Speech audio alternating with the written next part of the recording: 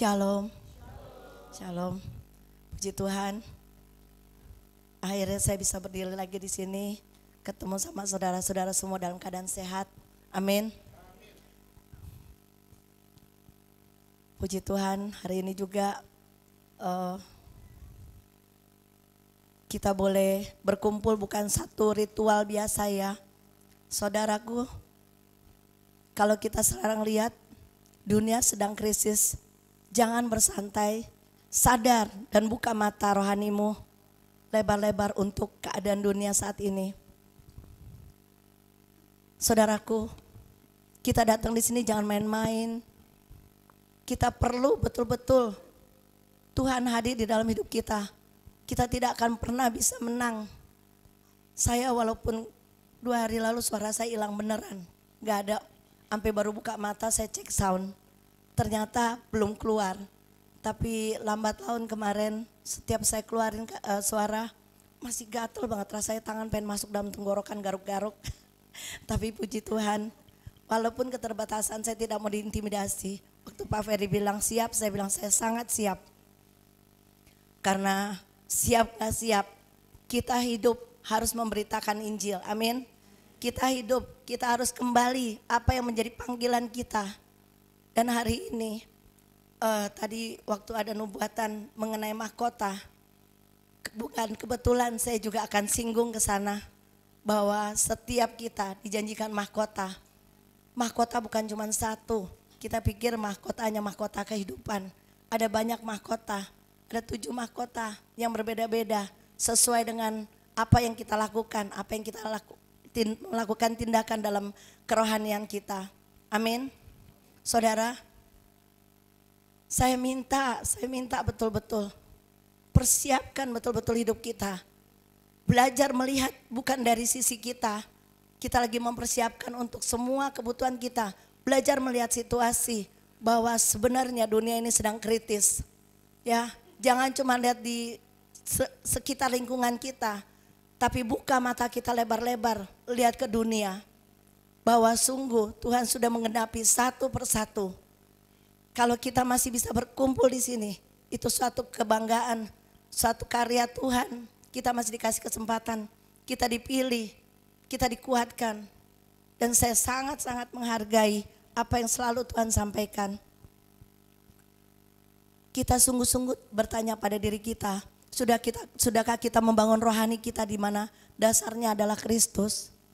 Kita harus mempertanyakan itu. Betul enggak dasar itu sudah Kristus? Fondasinya sudah benar. Jangan sampai fondasinya kita bangun asal-asalan di dalam hidup kita. Lihat, Tuhan selalu menyinggung kedatangan Dia. Tadi juga Tuhan membicarakan kita jangan bersantai-santai. Dan kebetulan khotbah ini juga seperti itu yang Tuhan mau sampaikan. Kebetulan minggu lalu Pak Ferdi memang banyak sekali bergumul, dia mau menyampaikan firman, tapi ada banyak tekanan, ada banyak hal. Sehingga di satu sisi hati nurani saya pikir saya mau bantu Pak Ferdi supaya kalau dia lagi gak bisa saya siapin. Tapi saya merasa kayak ada ganjalan, walaupun saya selesai bikin firman itu dengan waktu yang sama di hari yang sama. Rasanya tidak mungkin asal-asalan saya siapin firman. Makanya saya berdoa, tapi saya bilang sama Pak Ferdi minggu lalu, kalaupun Tuhan bicara sama kamu suruh saya berdiri, dalam keterbatasan saya tetap akan berdiri. Karena apa? Kita tetap harus menginjil kapanpun, dimanapun. Siap tidak siap, amin. Siap tidak siap. Ya, saya perhatiin tiap kali dalam rekaman saat kita menyembah, ada banyak distorsi yang tidak suka dalam kita penyembahan dalam Tuhan. Tapi kita kasih bukti bahwa kita bukan cuma menyembah, tapi ada perubahan dalam hidup kita. Amin. Saya ingat di pesan nubuatan hari Minggu 2 Februari, Tuhan bilang begini, ikatlah perjanjian dengan aku, engkau sebagai mempelaiku perempuan dan aku pun sebagai mempelai laki-laki. Tuhan ingetin terus mempelai, artinya dia terus mempersiapkan kita untuk bersiap-siap jadi mempelai atau cuma sekedar selamat. Itu pilihan di tangan kita. Kesempatan terus masih ada, tapi kita mau bersiap enggak? Berjalanlah sesuai dengan firman-Ku dan ikutlah setiap langkahku. Dengar terus tuntunanku karena aku tidak pernah berhenti untuk berbicara kepadamu. Ini kebaikan Tuhan. Ini kebaikan Tuhan. Dia berbicara terus. Jangan kita bebal. Jangan keraskan hati. Persiapkan betul-betul. Dan sebentar juga kita akan melaksanakan prosesi baptisan setelah ibadah. Nah, saya cuma mengingatkan teman-teman, buat yang semua telah menerima baptisan, artinya kita sudah menerima kelahiran baru. Tapi pertanyaan saya, sungguhkah kelahiran baru itu sudah benar-benar lahir di dalam kita? Ataukah kita masih tetap, kita sudah menyerahkan diri, tapi hidup tidak bertanggung jawab, semena-mena. Lihat ya, saya lihat pergerakan rohani luar biasa loh di luar sana. Jangan lihat di Indonesia aja. Di luar sana, kalau kita buka, terkadang memang iya ada distorsi juga kalau saya lihat di misal di sosial media. Tapi saya cuma selalu mau lihat pesan Tuhan, pergerakan di dunia ini, apa yang sudah terjadi. Ya, satu persatu di Alkitab telah digenapi. Lihat seperti Amerika sama Israel, mereka mau undur dari PBB, itu satu tanda. Jangan main-main. Jangan sampai kepentingan-kepentingan kita lebih muncul kepada kepentingan Tuhan. Ingat, kita semua sudah menyerahkan diri melalui baptisan. Baptisan itu satu tanda pertobatan. Ya, sudahkah betul-betul kita waktu menyerahkan diri, waktu dibaptis kita bertobat? Terkadang saya lihat di ibadah aja masih bisa santai-santai kok. Masih bisa tidak peduli sama hadirat Tuhan. Ya, kita sudah 24 jam dari Senin sampai Sabtu, saya selalu bilang di sini. Kita sudah memusingkan dengan waktu-waktu kita untuk kepentingan kita. Masih mencuri waktu di waktu-waktunya Tuhan. Jangan main-main lagi saudaraku. Komitmen yang benar. Laksanakan tugas dengan benar. Kenapa? Kita dipilih loh sama Tuhan. Jangan sampai kita sia-siain. Apa yang Tuhan tabur melalui nubuatan, hargai nubuatan itu. Hargai, tadi Tuhan bicara mengenai nubuatan lagi, dia ingatkan terus sama kita. Ya, amin. Oke, saya mau bahas melalui proses kita ketika kita sudah mengalami lahir baru melalui baptisan. Kemudian ada satu step yang kita harus langkah kemudian, mempersiapkan, mengikuti proses sampai hidup baru. Dan di dalam kehidupan baru itu, bukan cuma sampai di situ, masih adakah yang mau masuk sampai kesempurnaan? Ya, hidup baru belum tentu kita bisa mengenapi semua yang Tuhan mau. Tapi saya akan bahas satu-satu dari proses judul khotbah hari ini.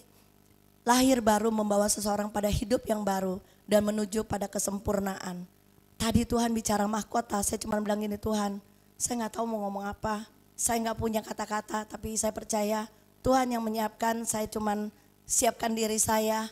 Tapi Tuhan yang menerjemahkan bagi jemaat supaya kita semua di sini jangan sampai tiap kali dengar firman, tapi perkataan kita terhadap orang luar, terhadap sesama masih suka-suka, tidak tanggung jawab, jadi sandungan, tidak jadi berkat.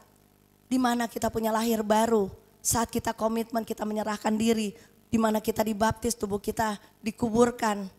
Dan ketika kita dosa lama kita sudah dikuburkan, kita diangkat, kita diadopsi, warga negara kita sudah berubah semua. Tapi kenapa tabiat kita masih tabiat yang lama? Kenapa kehidupan kita masih kehidupan yang lama? Ya, saya mengajak saudara hari ini kembali buka mata rohani kita betul-betul. Perjelas, lihat dunia ini sudah kacau balau. Perjelas kita punya kerohanian juga. Jangan sampai kita sibuk dengan kita punya kepentingan. Kita tidak sibuk dengan kerohanian kita. Amin. Ya, bahaya loh. Bahaya sedang menanti di depan. Lihat tadi nubuatannya. Kalau ada yang dengar saya gak tahu. Terserah masing-masing. Tuhan tiap kali bicara kok. Tuhan bicara. Bahkan di sini waktu saya di tengah-tengah ibadah, saya buka di nubuatan Tuhan di hari yang sama, 2 Maret 2025. Tuhan bilang begini. Jadilah bijaksana dalam mempergunakan waktu. Perhatikan bagaimana engkau hidup. Jangan lagi seperti orang bodoh. Jadilah bijak dalam segala hal dan ambillah keputusan sesuai dengan keinginanku. Ya, bukan keinginan kita, keinginan Tuhan. Maka engkau akan melihat segala yang baik, segala yang indah dan segala yang mulia. Itulah yang dipersiapkan bagimu, anak-anakku. Mau enggak kita terima itu? Ada bayar harga loh. Bukan murahan sama sekali. Kita akan membedakan ketika kita masuk di lahir yang baru, kita diproses menuju hidup yang baru. Masih banyak juga kita akan lihat posisi kita. Apakah kita cuma sekedar selamat atau kita masuk sampai kesempurnaan? Siapa yang mau dapat mahkota di sini?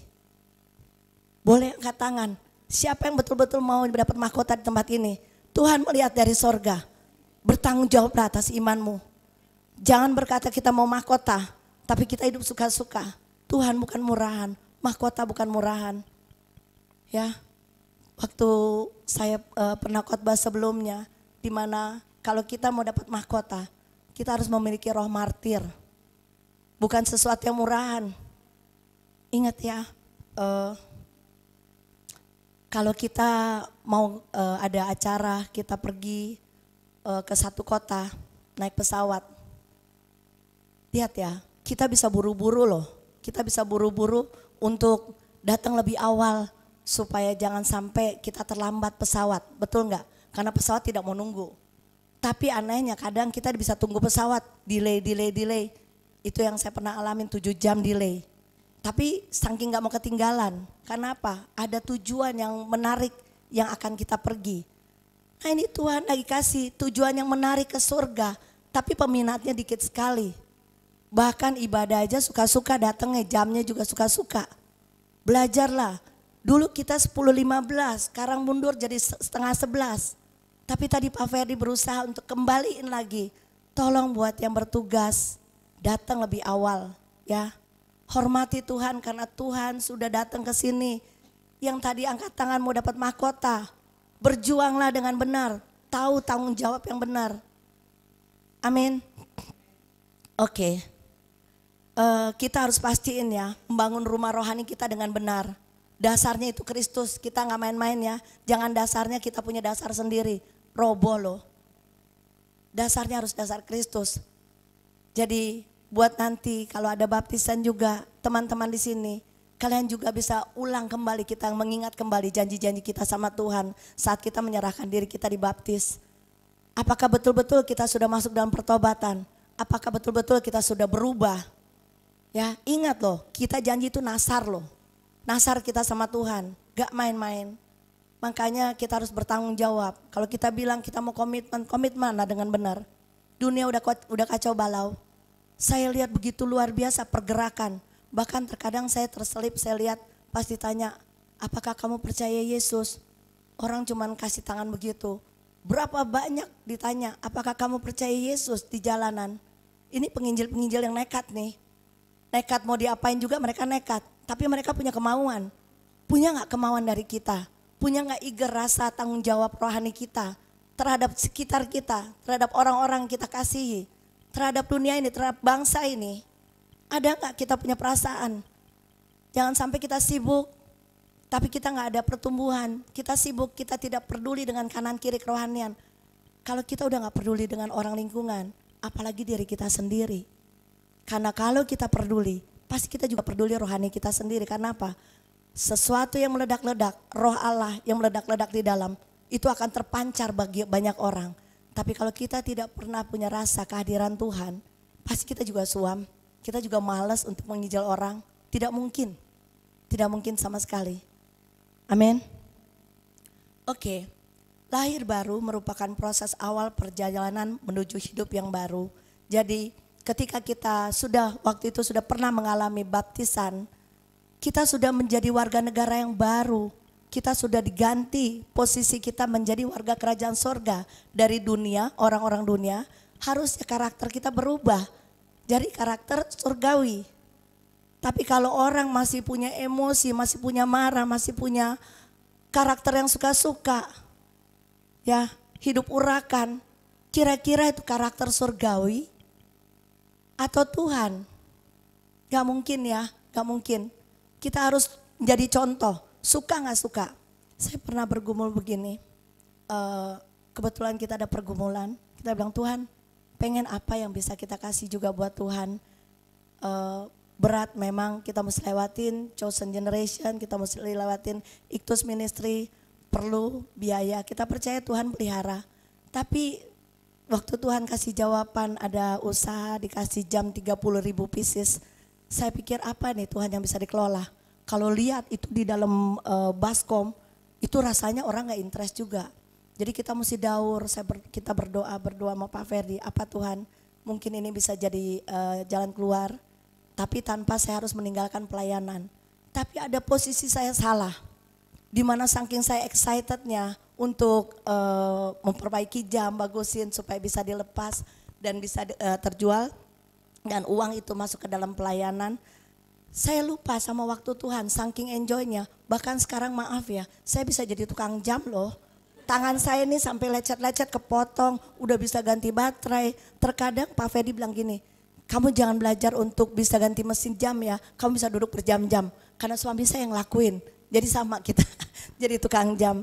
Tapi kemudian ya ada hal di mana saat saya lagi duduk, mulai kasih waktu. Seperti orang kerja, saya bilang Tuhan, saya tetap mau punya waktu sama Tuhan, tapi saya juga tetap gak mau kehilangan waktu sama Tuhan. Tapi yang saya sadari banyak kekosongan ketika saya bangun pagi, wah udah mulai buka jam pengen tahu. Udah mulai rapi-rapin, tapi tanpa disadar saya lihat jam 3, bentar lagi. Jam 5, bentar lagi. Jam 6 sampai lupa mandi. Setengah 7, wah ini udah keterlaluan. Sampai akhirnya saya masuk kamar, saya malu loh ketemu Tuhan. Malu benar. Sampai saya bilang gini sama, saya bilang ke Ferdi, saya mau belajar. Gak mau kehilangan waktu sama Tuhan. Tuhan sudah kasih jalan. Tapi jangan sampai kita buang waktu. Amin. Waktu Tuhan itu berharga loh. Sangat berharga. Jangan kita sia-siain dengan waktu-waktu kita. Betul loh. Akhirnya saya coba di hari besoknya. Masih aja distorsi. Jujur. Masih ada distorsi. Saya lakuin lagi. Seperti orang kerja. Oke, jam segini saya mesti batasi jam segini. Bisa berhasil. Tapi terkadang lupa, Pak Ferdi lagi mau baca firman, Fer ini ada yang rusak sedikit, bisa kamu perbaikin gak? Oke, lama-lama kita berdua kelewatan lagi. Kelewatan lagi, sampai Pak Ferdi bilang, Ker kayaknya jam udah penuh banget di meja saya gak sempat baca firman. Aduh saya merasa bersalah, saya sendiri juga terjemur sendiri saya dengan waktu yang sia-sia. Dia pun juga saya halangi dalam pelayanan. Akhirnya saya bilang, Tuhan sekarang ingetin saya lagi untuk supaya bisa fokus sama Tuhan. Tapi puji Tuhan kita mulai bisa mengatur karena saya pikir itu sia-sia. Walaupun ada hati seperti Marta ingin memberi yang terbaik buat Tuhan. Tapi yang lebih diperlukan Tuhan adalah Maria yang duduk diam di kaki Tuhan. Amin. Oke, saya waktu kemarin Pak Ferdi suruh khotbah, saya seperti excited gitu. Setiap saya lihat pergerakan di dunia, saya bilang Tuhan, selama suara saya masih bisa keluar, Tuhan mengizinkan saya berdiri sehat. Saya tetap mau menginjil, walaupun ngerti nggak ngerti kalian, tapi saya ngerti kalau Tuhan yang bicara, karena Tuhan bilang bukan kamu yang bicara, aku yang bicara. Jadi saya harap semua teman-teman di sini, gak ada satupun yang bisa membatasi kita untuk menginjil. Ya. Dalam kekurangan apapun kita mampu. Amin. Oke, hari ini buka lahir baru, berbicara pertobatan, di mana kita mengawali hidup kita bersama Yesus.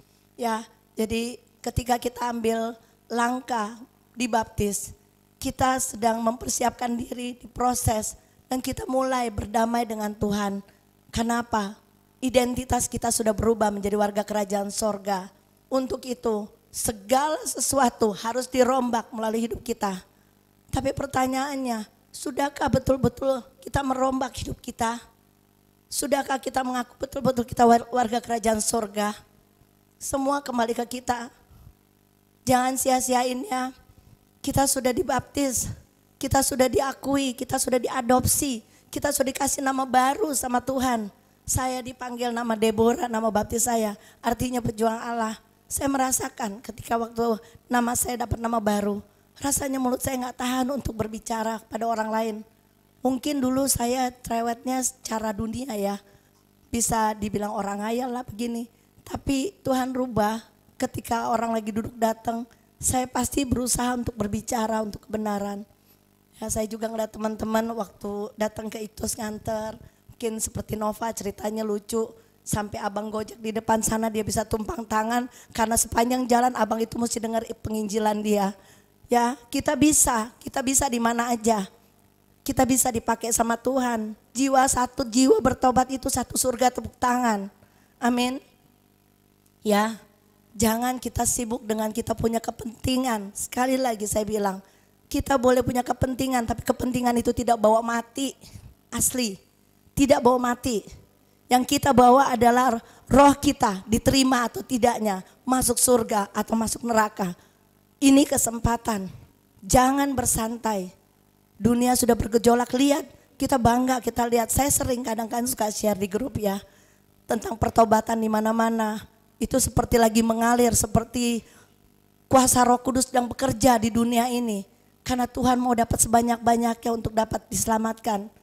Bagian kita apa? Kita dibilang kita umat yang terpilih. Tapi ketika kita dipilih, jangan menyia-nyiakan yang Tuhan percayakan bagi kita. Lakukan dengan setia. Amin. Oke. Lahir baru itu bukan pemberian manusia, tapi karena kasih karunia Tuhan berikan bagi kita. Jadi lahir baru itu sesuatu yang diberi oleh Tuhan dengan cuma-cuma. Tapi itu ketika kita masuk dalam lahir baru itu proses di mana kita mulai berjalan bersama Tuhan. Kita mulai menyerahkan hidup kita total sama Tuhan. Siap dikendalikan sama Tuhan. Itu lahir baru. Tapi pertanyaannya sampai sekarang masih banyak gak yang berontak ketika Tuhan ajak jalan bersama Tuhan? Berarti kita tidak mengerjakan lahir baru kita dengan benar. Saya mengingatkan kita semua ini sudah dibaptis. Kita sudah diberi nama baru, kita sudah diadopsi sama Tuhan. Lakukan pekerjaan Tuhan dengan setia. Jangan suka-suka, punya komitmen, gue punya acara sendiri. Gue mau begini, gue mau begitu. Nyesel loh, nyesel. Satu hari nyesel. Kita mau balik lagi, kita gak bisa balik lagi. Tuhan datang seperti pencuri. Terus dia ngomong di sini, dia kasih nubuatan. Supaya kita tertata hidup kita. Rohani kita supaya sehat. Tapi kadang kita lebih senang sama makanan dunia daripada makanan rohani. Makan dunia itu enak sekali. Makanan rohani sepertinya bosen itu aja. Roti mana aja, roti mana. Ya, ibarat orang kalau makan sate, sate terus bosen gue. Tapi dunia mau pilih yang banyak. Tuhan cuma kasih pilih roti kehidupan. Tapi kita buang. Kita gak menghargai. Oke, coba kita baca di 2 Korintus 5 ayat 17. Silakan Bu Maya. 2 Korintus 5 ayat 17. Jadi siapa yang ada di dalam Kristus, ia adalah ciptaan baru. Yang lama sudah berlalu, sungguhnya yang baru sudah datang. Ya, jadi lahir baru adalah bukan pemberian manusia, bukan hasil upaya manusia yang dilakukan. Kemudian kita baca di 2 Korintus 5 ayat 18 ayat selanjutnya. 2 Korintus 5 ayat 18. Dan semuanya ini dari Allah, yang dengan perantaraan Kristus telah mendamaikan kita dengan dirinya. Dan ya. yang telah mempercayakan pelayanan pendamaian itu kepada kami. Ya, jadi melalui perantaraan Kristus kita diperdamaikan dan mendapat akses menuju keselamatan. Ini Tuhan udah buka jalur loh sama kita, udah terlalu baik dia. Ya, dia udah ngelakuin dulu semuanya dalam kematiannya. Dia kasih kesempatan kita, dia perdamaikan kita dengan Bapa di sorga. Dan ini akses pemberian, satu pemberian cuma-cuma Tuhan berikan bagi kita. Mau gak kita terima?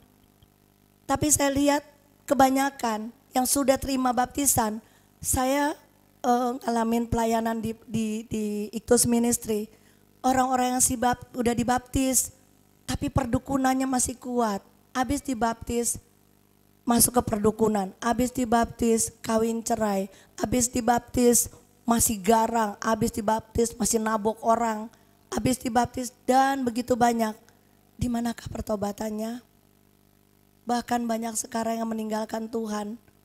Mereka seperti Esau, dikasih pilihan sama Tuhan, tapi lebih menikmati dunia daripada kerohaniannya. Ada banyak orang yang meninggalkan Tuhan karena apa? Gak kuat dagingnya. Gak kuat mempertahankan iman percaya kepada Kristus. Ya, semua, bukan cuman itu. Bukan cuman itu. Kalau kita juga sibuk sama pekerjaan kita sedang melacur dengan dunia. Kita tidak memberikan yang terbaik buat Tuhan. Amin. Oke. Jadi proses terjadi kelahiran baru bukan secara jasmani tetapi secara roh. Hanya roh yang dapat memimpin seseorang menuju keselamatan, yaitu roh Allah sendiri. Kita gak akan pernah mampu kalau tanpa terlibat roh Allah dalam hidup kita. Kita gak akan mampu bisa melawan dosa kalau Tuhan tidak diperbesar kapasitasnya di dalam kita. Tapi pertanyaannya, seberapa besar kita kasih kapasitas itu untuk bekerja di dalam hidup kita? Kita yang memilih. Kita dikasih free will untuk memilih. Tuhankah yang berdaulat dalam kita atau dunia? Ya, ingat loh saudara, kita ini dipanggil loh imamat yang rajani, umat pilihan Allah. Apa yang kita sudah sumbangsikan bagi Tuhan? Dalam pelayanan aja masih banyak hal yang tidak kita lakukan dengan setia. Apalagi kita ngeyel. Selamat aja belum tentu, tapi kita minta mahkota. Serem ya. Ini seperti orang-orang dunia. Merasa banyak duit, terus habis itu dia pikir dia bisa beli Tuhan. Dia senang-senang, dia hidup mewah, makan minum enak, kawin mengawin. Habis kelar, Tuhan terima aku jadi mempelaimu yang kudus, nangis-nangis. Ini makhluk-makhluk zombie yang menakutkan. Lagi jalan ke gereja, rohaninya sebenarnya sudah mati. Tapi tetap ibadah jalan.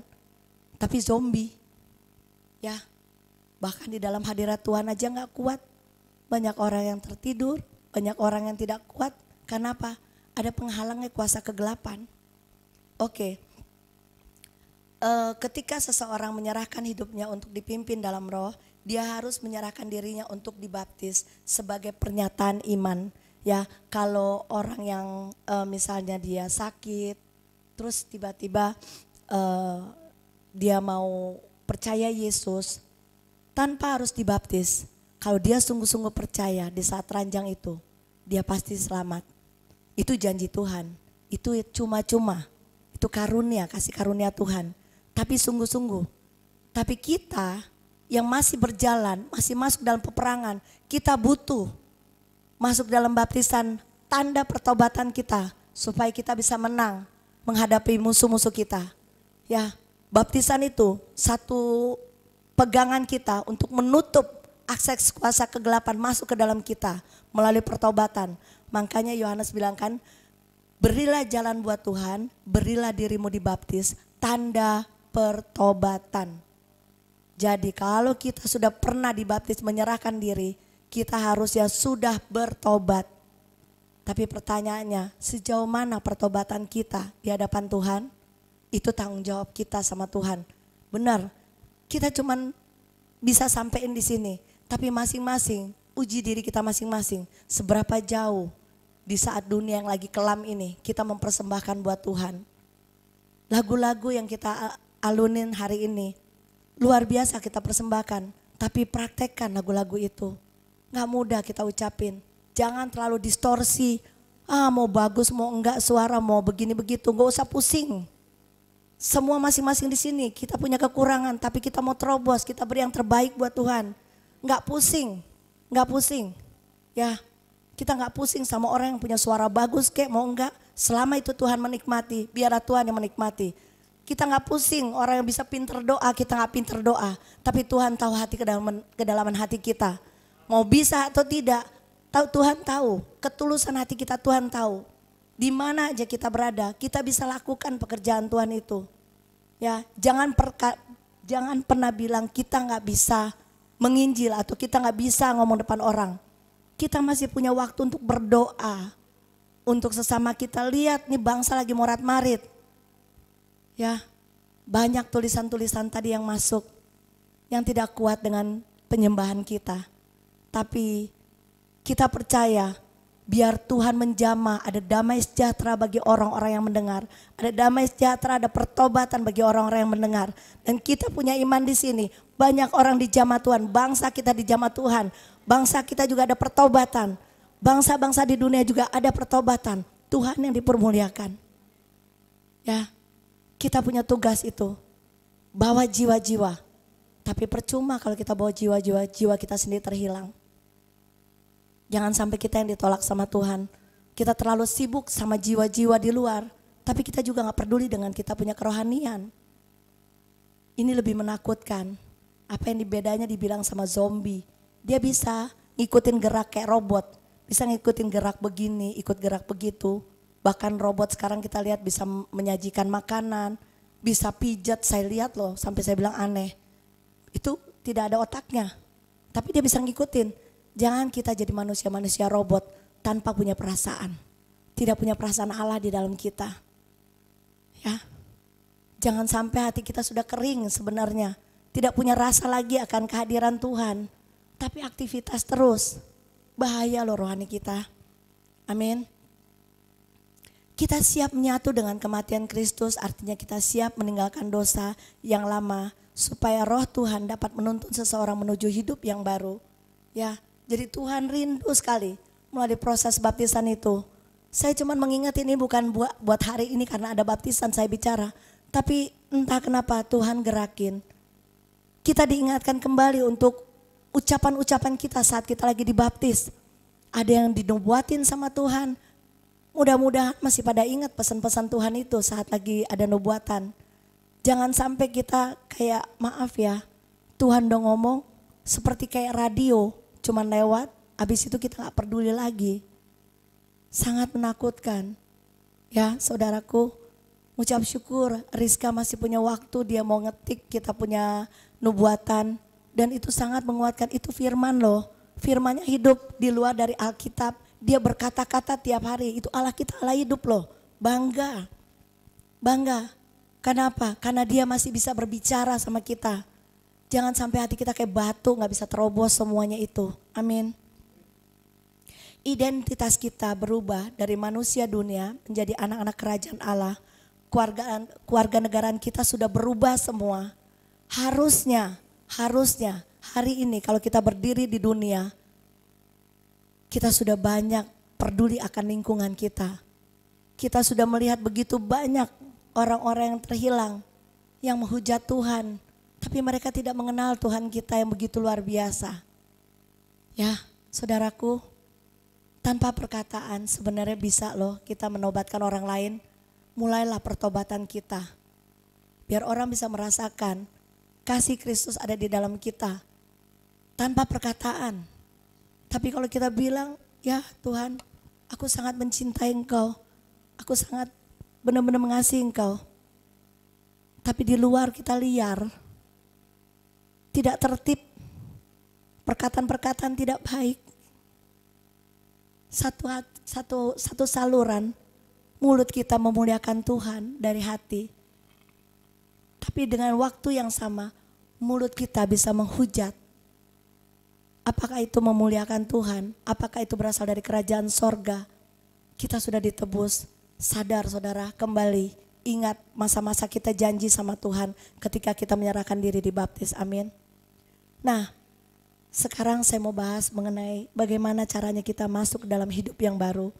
Untuk masuk di dalam hidup yang baru, kita harus membangun hubungan yang intim dengan Tuhan. Itu yang saya rasakan belakangan ini saat senang sekali Tuhan kasih sesuatu yang bisa jadi berkat untuk pelayanan juga. Tapi ternyata cara mengelolanya saya salah. Waktu-waktu saya tersita banyak di situ. Dan saya merasa kayak malu-malu benar, malu-malu datang ke Tuhan. Saya ngomong sama suami saya ngomong sama Ferdi, saya bilang gini, Di, saya rasanya udah kelewatan nih waktunya, saking excitednya. Wah ini kalau begini, dibikin begini, bagus semuanya. Tapi saya udah mulai kelewat batas, menikmati. sebenar berkat yang dari Tuhan. Itu berkat dari Tuhan loh. Tuhan buka jalan. Tapi saya mempergunakan waktu saya yang tidak tepat. Sampai saya sakit jujur. Waktu itu mata saya sampai gak ke gereja merah. Itu yang kesalahan saya terbesar. Dimana pagi sampai lewat petang. Saya duduk di situ.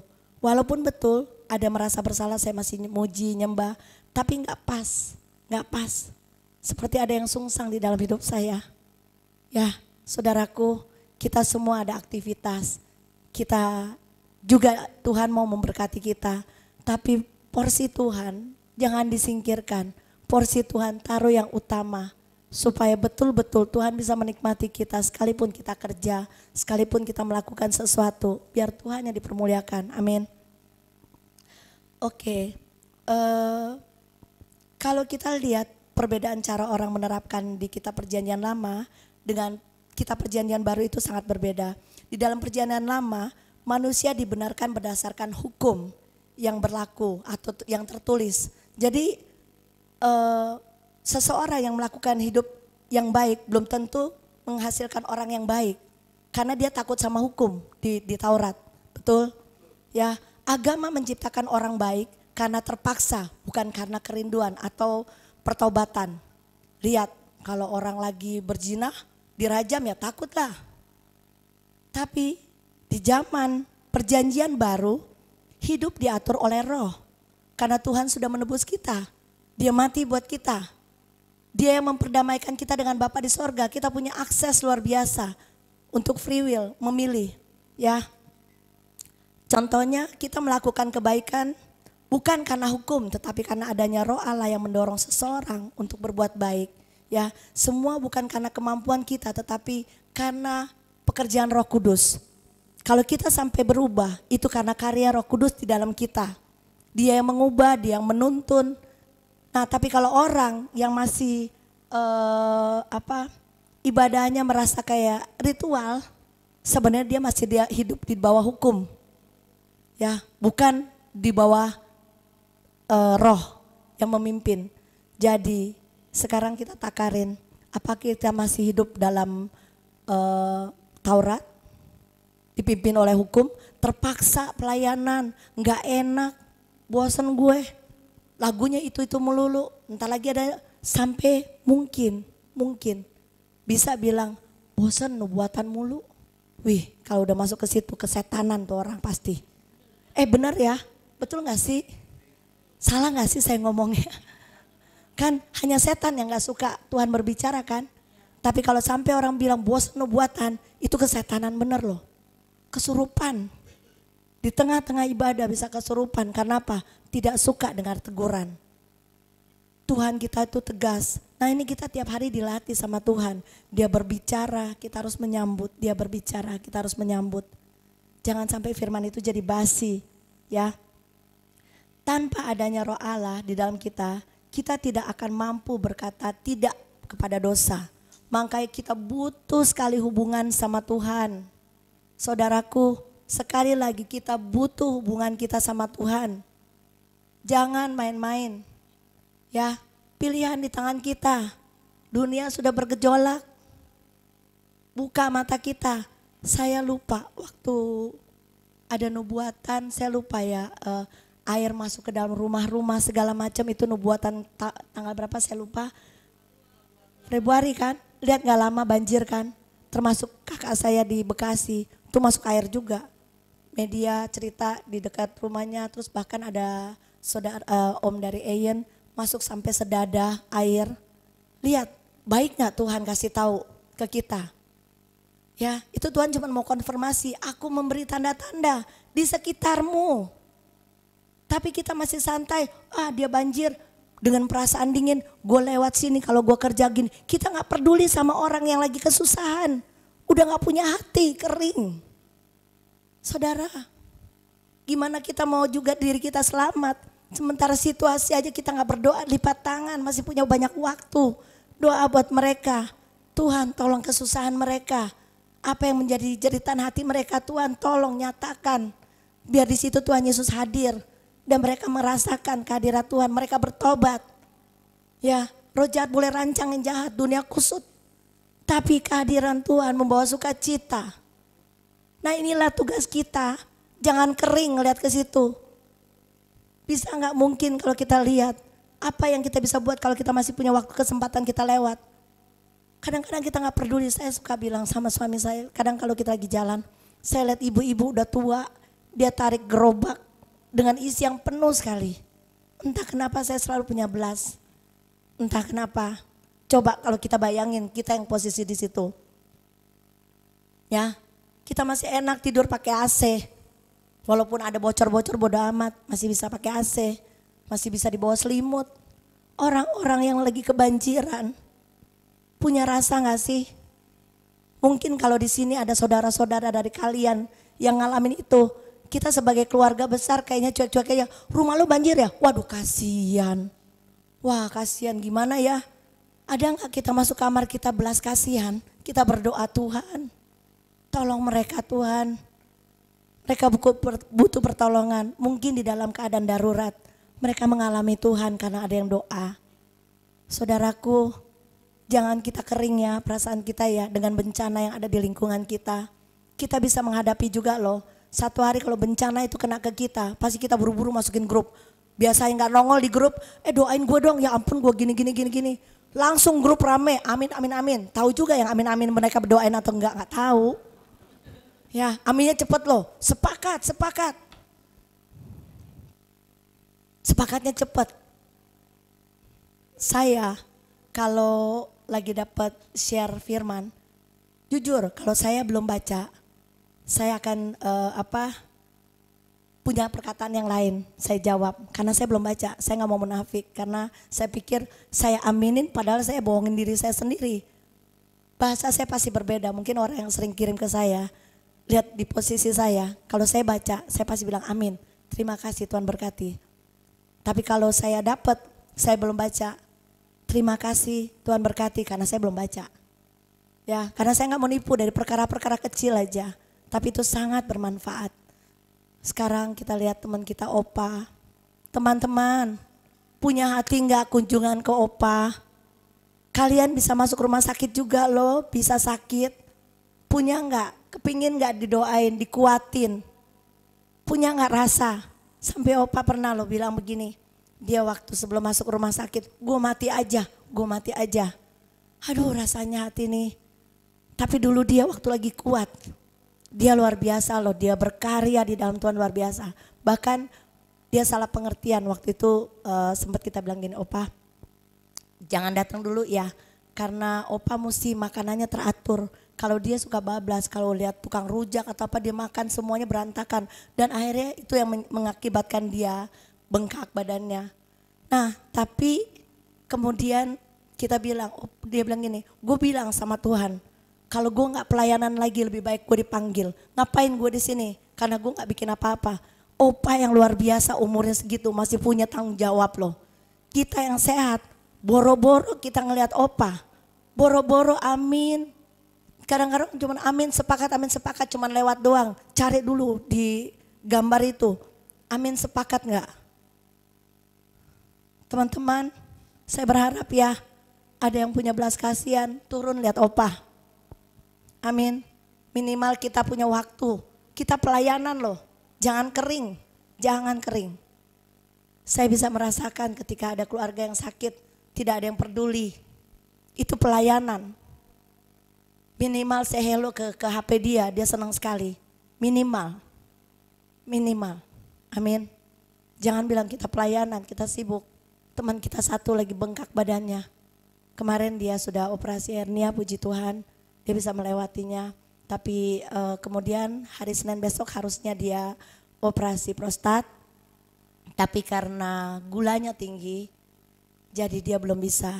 Buat teman-teman kita di sini, misalnya kita lihat kayak Pak Philip sedang sakit, ayo punya rasa. Saya juga kepingin kok kalau lagi sakit didoain. Saya kepingin teman-teman juga semua kalau lagi ada masalah didoain. Mulailah dari dalam ruangan ini satu sama lain peduli, itu pelayanan, itu tanggung jawab. Saya rasa kering kok teman-teman. Bantulah, lihat Opa bergerak.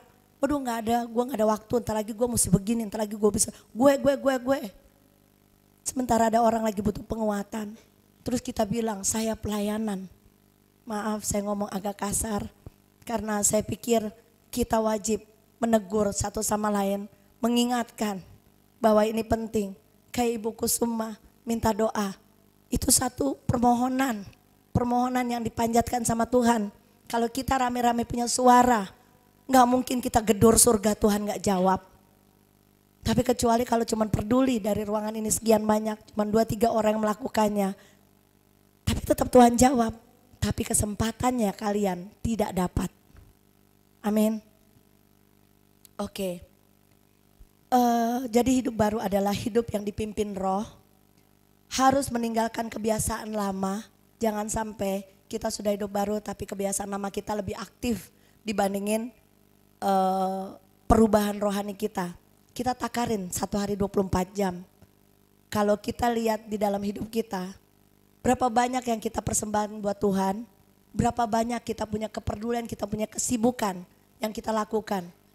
Tapi kalau lagi dicari, misalnya yang gembala, maaf Pak, ini hari saya ada jam doa. Maaf Pak, saya lagi gini. Tapi kalau lagi gak dicari, lupa juga gak tahu, terserah. Ya, saudaraku, jangan melakukan pelayanan secara rutinitas. Tapi biarlah pelayanan itu dituntun sama Roh. Mulai ada kepedulian satu sama lain. Mulai ada doa. Teman-teman kita yang lagi susah, bantu, tolong. Dengar suara jeritan hati di lingkungan kita, mulai dari lingkungan kita dulu. Teman-teman yang sudah nitipkan doa, doakan terus.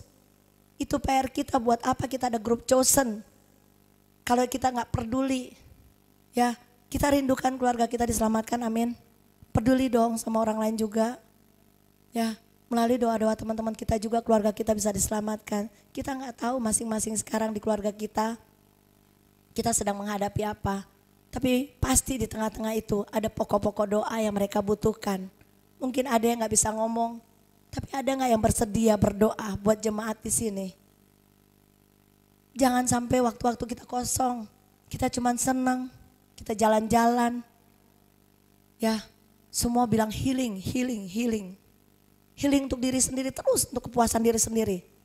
Tuhan punya kepuasan aja gak pernah kita lakukan. Saya lihat kayak Martin Lia, bukan rumah yang dekat juga. Bukan biaya yang kecil, tapi mereka bisa punya pengorbanan. Saya tadi ngobrol sama Martin Lia waktu saya baru keluar ruangan Pak Roy. Dia bilang, Kak, udah sehat? Saya bilang udah. Tapi saya lihat waktu Lia lagi mules waktu itu. Dia mesti berdiri bawa lagu. Dia mesti melakukan pelayanan. Itu gak gampang loh. Orang lagi sakit, terkadang malah orang bilang gue tinggal aja di rumah. Tapi dia berjuang karena dia ada tanggung jawab. Bisa gak kita di sini? Kita walaupun ada tidak ada tanggung jawab, datang. Lakukan pekerjaan Tuhan dengan setia. Sekarang saya lihat jam kayaknya mundur deh. Jam kita yang salah atau pelayanan kita komitmennya kan 10.15 ya. Ya. Yang teman-teman dari Jawa aja bisa datang lebih pagi. Yang deket-deket, apalagi yang ada di dekat sini. Jangan sampai terlambat keterlaluan ya. Oke. Semangat ya. Ini saya mau motivasi supaya teman-teman benar-benar mengerti panggilan kita. Jadi harus meninggalkan kebiasaan yang lama ya, suka marah, berbicara kasar terhadap sesama, jadi sandungan banyak orang. Terjadi banyak perceraian belakangan ini, kita lagi melayani konseling, banyak sekali rumah-rumah tangga yang tidak bertahan, tuntutan-tuntutan perkara kecil sebenarnya. Perkara-perkara yang tidak perlu dibahas sebenarnya. Pernikahan itu bukan sesuatu gue mau ego, bukan. Tapi bagaimana kita saling menutupi kekurangan pasangan kita. Itulah pelayanan. Kalau pasangan kita tidak bisa, kita mulai berdoa. Tidak mudah, pertahanin satu pernikahan itu tidak mudah. Karena apa? Dasarnya Kristus, di mana dia yang mematraikan. Dan itu salah satu sakramen. Ingat saya pernah bahas beberapa minggu lalu waktu saya khotbah. Sakramen ada 3. Baptisan, perjamuan, pernikahan. Surga terlibat, jangan main-main. Jangan main-main, jaga kekudusan. Jaga semua, tutup rapat-rapat. Karena kita akan berjumpa dengan mempelai yang tidak bercacat, tidak bercelah. Kalau kita punya cacat celah, tidak mungkin kita jadi mempelai. mungkin masih bisa dapat kesempatan keselamatan, tapi keselamatan yang dibilang anak-anak gampang. Ya, yang kita mau capai adalah kesempurnaan. Kalau kesempurnaan, tutup rapat-rapat dosamu. Tutup rapat-rapat celah-celah di dalam hidupmu. Supaya engkau berkenan di hadapan Tuhan. Amin. Oke, kita harus meninggalkan kebiasaan yang lama dan siap dibentuk oleh kebenaran firman Tuhan. Roma 6 ayat 23.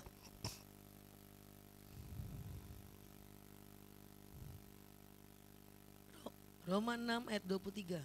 Sebab upah dosa ialah maut, tapi karunia Allah ialah hidup yang kekal dalam Kristus Yesus Tuhan Iya, kita. orang bilang begini, bosan nih ayat ini gue udah hafal. Tapi coba prakteknya. Jangan cuma ngapal, tiap hari kita baca. Ini firman, setiap kata demi kata berkuasa loh. Ya, ingat apa yang kamu tabur, kamu tuai. Orang tua, ingat apa yang kamu perbuat, anak-anakmu pasti berbuat. Tabur tuai, kalau orang tua nabur dengan baik, benih-benih dari kerajaan sorga, anak-anaknya mewarisi kerajaan sorga. Tapi kalau orang tua menaburkan semua benih-benih yang bukan dari Tuhan, anak akan menuai hal yang sama. Orang tua, giatlah, mendekatlah sama Tuhan, supaya keluargamu banyak yang diselamatkan, keluargamu dimenangkan. Rubah dari kita semua, yang bukan cuma orang tua, anak-anak muda, kita semua harus rubah, supaya kita menjadi saksi-saksi yang hidup di luar sana. Amin. Oke. 2 Korintus 5 ayat 10.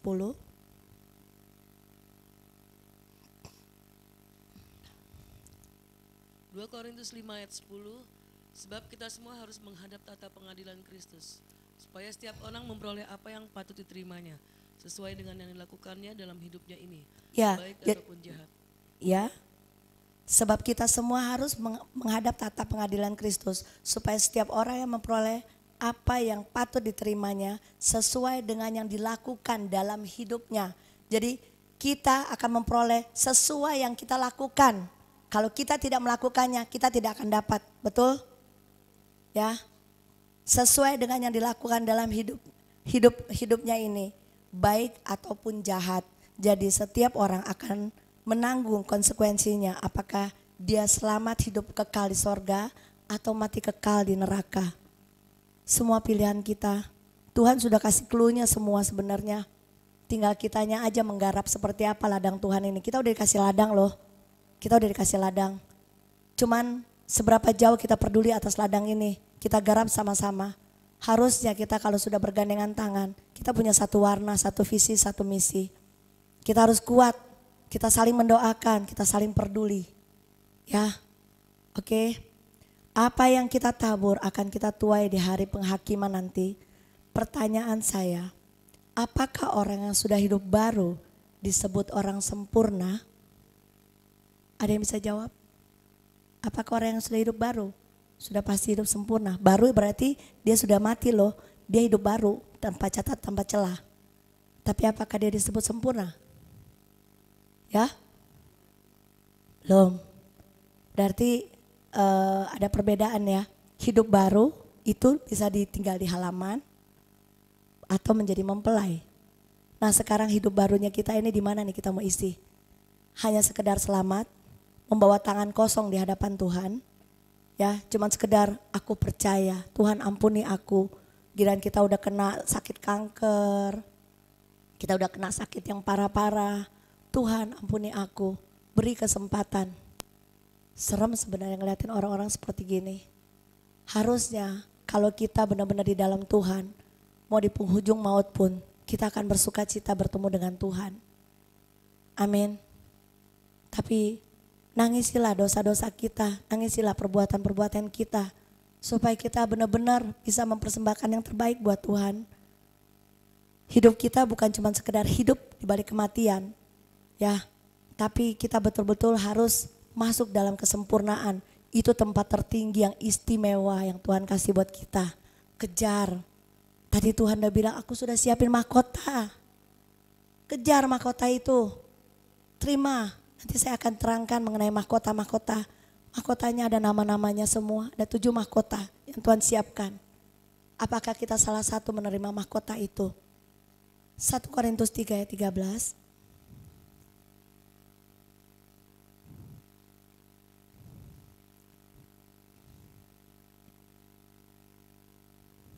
Satu Korintus 3 ayat 13.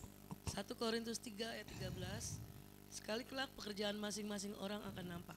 Ya. Karena hari Tuhan akan menyatakannya, sebab ia akan nampak dengan api dan bagaimana pekerjaan masing-masing orang akan diuji oleh api. Ingat ya, kita masih diuji terus loh sama Tuhan. Kita kasih asal-asalan persembahan ibadah kita atau kita serius kasihnya, semua akan diuji dengan api. Kau tidak akan bisa bertahan berdiri di hadapan anak domba Allah. Dia Allah yang sangat kudus. Dia bisa membakar kita. Kenapa? Kalau dosa yang banyak, kita akan mati. Seperti imam-imam di saat zaman dulu, dia masuk ke ruang Maha Kudus, dia mau berjumpa sama Tuhan. Kalau dia tidak sempurna, dia tidak kudus, dia akan mati. Kerincingnya mulai bunyi, ditarik sama mereka. Lihat konsekuensinya. Satu bangsa saat itu tidak diberkati. Kenapa? Imamnya tidak kudus. Imam-imam di tempat ini. Kita semua imam. Kita semua imam, tidak laki, tidak perempuan. Kita harus contoh yang kudus. Supaya keluarga kita juga kudus. Ya, kita mau dapat fasilitas Tuhan, tapi kita gak mau melakukan pekerjaan Tuhan dengan benar. Mungkin gak? Hah? Mungkin gak saudara? Kita minta loh, Tuhan jawab. Kenapa Tuhan gak jawab? Jangan tanya sama Tuhan kenapa. Karena Tuhan selalu memberikan jalan keluar.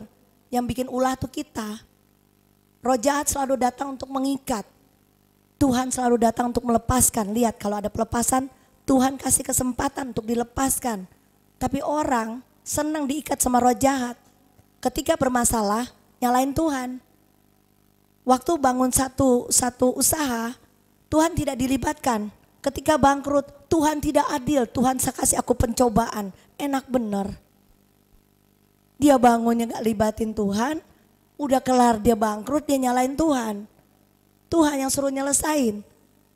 Kalau kita libatkan Tuhan, bisa aja Tuhan bilang begini, kamu jangan berbisnis sama dia. Kamu bisa berbisnis sama dia, kenapa? Kedepannya akan baik.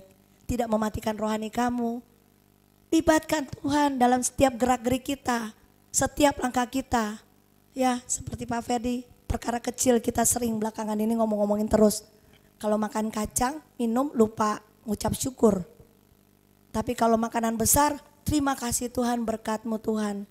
Pantas saja kita sakit karena yang kecil-kecil kita gak perhatiin. Kemarin ngobrol sama saudaranya Bu Media. Ya, iya benar juga ya Pak, orang makan gorengan langsung telan. Langsung kolesterol. Sebenarnya mungkin, bukan mungkin, bisa jadi karena kuasa Tuhan. Tuhan, aku mengucap syukur untuk makan bakwan ini walaupun dia gorengan. Tapi dalam pengucapan syukur ada kesehatan, ada berkat. Tapi orang main telan, udah telan gak bayar lagi. Bahaya loh. Ya, jadi yang makan di depan, yang ada kue-kue yang udah disiapin, tolong itu ada harganya, harus dibayar. Jangan menikmati tapi gak mau bayar, bahaya. Ya, oke. Bukan cuma ngucap syukur. Ketika kita telan gak bayar, kutuk juga. Sakit juga, kenapa kagak bayar? Ya, jadi ntar ingat ya, yang udah ada tulisan ini punya siapa, bayarlah. Jangan telat-telat, lupa. Ntar minggu depan aja deh gue bayar, lupa.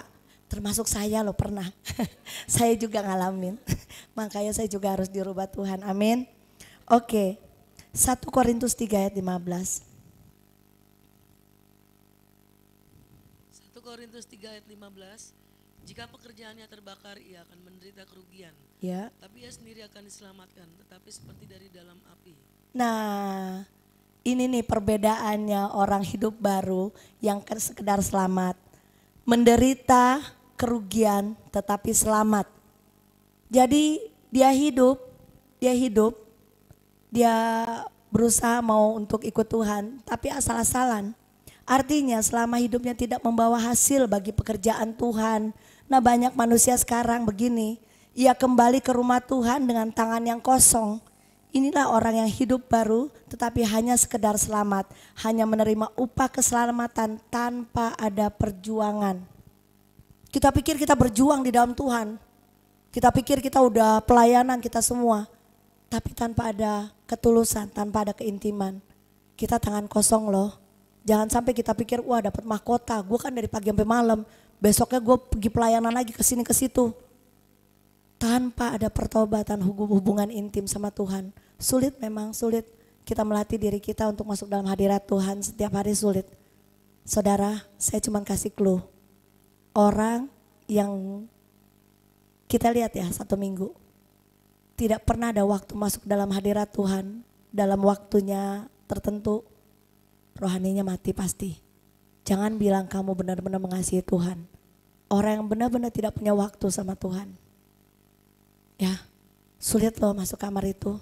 Saya juga lagi ngelakuin sulit. Gak mudah. Saya pikir saya lagi ngapa-ngapain di kamar. Tapi saya berusaha, saya pernah bilang sama satu ibu, saya lupa. Saya lebih nyaman ketika saya banyak buka mata, terus berbicara sama Tuhan. Tapi tetap harus, karena susah, memang susah ya. Kalau kita tutup mata, kita fokus. Kadang kan udah mulai jalan-jalan, balik lagi pikiran kita harus kembaliin. Kendalikan pikiran itu susah loh, untuk benar-benar fokus sama Tuhan. Tapi kalau lihat dari Senin sampai Minggu, orang-orang tidak pernah punya waktu atau mempersembahkan secara pribadi sama Tuhan. Sebenarnya rohanimu lagi seperti zombie. Ya, jangan kaget ketika tutup mata. Tidak dapat mahkota, belum tentu juga hidup baru. Tapi hidup kekal di neraka. Bukan hidup ya, mati kekal. Amin. Oke. Jadi jangan sampai kita datang ke Tuhan tangan kosong ya. Sekedar selamat, itu orang-orang yang misalnya kita nginjilin terus dia bilang, ya aku siap, aku percaya Yesus, aku terima dia sebagai Tuhan dan Juru Selamat. Dia dapat hidup baru ketika rohnya lepas dari tubuhnya masuk ke dalam surga. Tapi tanpa perjuangan, itu yang dibilang ya masuk surga. Surga tetap dibilang tempat yang jelek, jeleknya Tuhan tidak ada. Surga itu indah sekali. Tapi kan kita masih boleh loh punya kesempatan untuk jadi mempelai. Jangan sampai sekedar selamat. Amin saudaraku. Itu yang di firman dibilangkan anak-anak gampang. Ya. Oke. Apa yang menjadi kategori orang yang sempurna? Orang yang sempurna upahnya adalah mahkota. Jadi orang yang sempurna itu berkaitan dengan mahkota. Ya. Orang yang sempurna upahnya mahkota. Keselamatan yang disertai pengorbanan. Jadi bukan cuma sekedar selamat, tapi orang yang mau dapat mahkota harus ada pengorbanan. Ya. Kalau nggak ada pengorbanan, artinya kita cuma anak-anak gampang. Pengorbanannya apa? Gue kerja di ladang Tuhan, gue gini. Bukan itu. Pengorbanan itu matiin seluruh distorsi sisi daging kita. Masuk dalam pertobatan. Ya, itu pengorbanan. Tanpa pertobatan itu bukan pengorbanan. Jadi kalau kita melayani hari ini, termasuk saya hari ini berdiri di sini. Kalau saya melayani tanpa ada pengorbanan, pengorbanan itu matiin dosa. Artinya kita belum masuk dalam pengorbanan. Ngerti? Amin. Kok jadi pada tegang? Ya itu memang syaratnya. Syaratnya. Pengorbanan itu artinya kita pertobatan. Tanpa pertobatan itu bukan pengorbanan. Karena kita tidak mungkin bisa menyatu dengan Kristus. Bayar harganya sakit. Semua yang gak boleh kita harus lakuin. Semua yang Tuhan gak suka kita harus lakuin. Jangan sebentar kita mau, sebentar iya, sebentar enggak. Ingat saudara, hari ini kita masih bisa duduk di sini. Kita gak tahu besok. Tapi jangan sampai ketika badai itu masuk dalam hidup kita. Kuat gak kita punya fondasi? Orang yang gak biasa muncul di grup tiba-tiba doain gue dong. Tapi kalau lagi gak ada keperluan, hilang, silent. Bahkan saya gak tahu ada gak dia di grup ya. Benar gak sih? Rasain gak? Ada gak sih di grup? Amin aja susah loh. Ngeliatin tulisan-tulisan.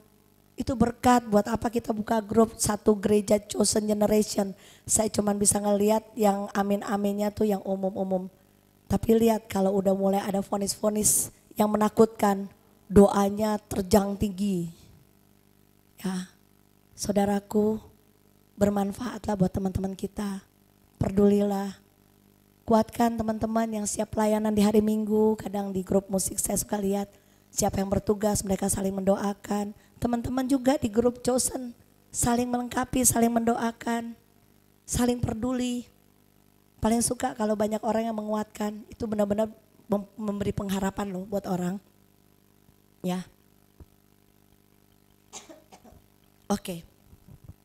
Upah kesempurnaan, coba kita baca, ini agak panjang Bu Maya, tapi bisa agak dekat supaya jemaat dengar. Kenapa? Firman Tuhan itu ada kuasa, membakar setiap daging kita. 1 Korintus 3 ayat 8, ini sampai 14 tapi pelan-pelan.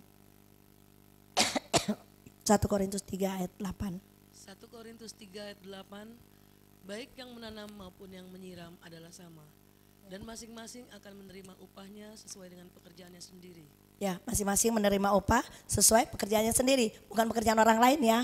Jadi kita bertanggung jawab, upah itu masing-masing kita bertanggung jawab atas diri kita. Lanjut. 1 Korintus 3 ayat 9, karena kami adalah kawan sekerja Allah, kamu adalah ladang Allah, bangunan Allah. Nah, kita ini bangunan Allah loh. Kita kawan sekerja Allah nih, saling mengingatkan. Kita punya satu ladang.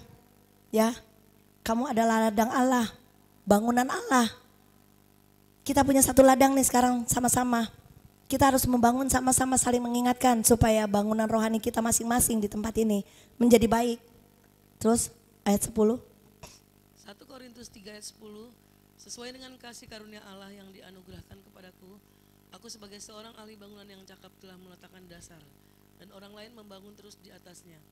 Tapi tiap-tiap orang harus memperhatikan bagaimana ia harus membangun di atasnya. Nah, ini penginjil-penginjil Tuhan sudah kasih fondasi nih. Kayak yang berdiri di mimbar udah kasih fondasi mengenai Kristus.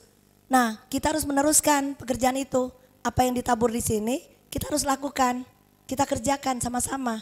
Supaya ladang-ladang atau bangunan Allah itu sehat. Materialnya dari mimbar nih Tuhan kasih. Ketika kita respon, kita mulai membangun sendiri rumah Tuhan di dalam hidup kita. Ya, satu hari rumah kita ini dibongkar, ini kita cuma pakai sarana untuk nyampe ke hidup yang baru. Tapi kita harus bertanggung jawab, Paulus sudah memberikan fondasi.